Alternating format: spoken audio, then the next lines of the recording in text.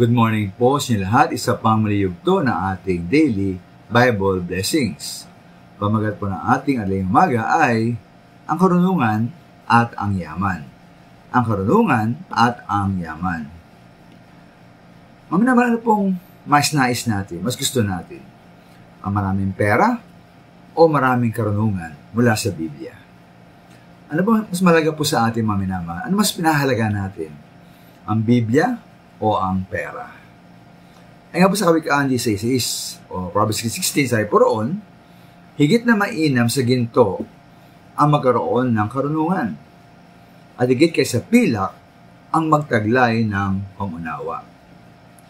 Kaya po ito po ating pinahalagahan ang karunungan, lalo na ang karunungan mula sa salita ng Diyos o Biblia, higit po sa pera at yaman. Para sa akin po, gagawin natin ang ilang mga bagay. Una-una, magkakaroon tayo ng regular na pagkakataon upang magbasa at mag-aral ng Biblia, ng salita ng Diyos. Manito po ay sa umaga, pagkagising. Manito po ay sa tanghali, pag-break sa trabaho, pag-aaral o gawaing bahay. Manito po ay gabi, bago tayo matulog. Ang mahalaga po, meron tayong regular na pagkakataon o oras upang magbasa at mag-aral ng Biblia. Ikalawa po, magkaroon tayo po ng pagganais na lumago sa kaalaman o sa mga spiritual na bagay.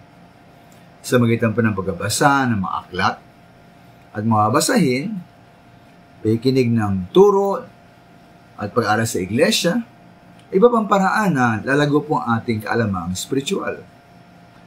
Mag-aaral tayo o sa pamumuhay at paglago bilang Kristiyano. Mag-aaral tayo o sa mga isyu ng moralidad at kung anong tama at ang mali sa ating buhay. Mag-aaral tayo kung paano maging epektibo sa gawain at paglilingkod sa ating Panginoon. Kung paano natin pamumuhay ang ating pananampalataya sa tahanan, paaralan, trabaho, o anong mga relasyon, ugnayan, meron tayo. Yung mga minamahal, meron ba tayong tagang pagkanais na lumago po sa kalamang spiritual, lalo na mula sa Biblia? Ay nga po sa Joshua chapter 1 verse 8, ating basahin ang kautusan.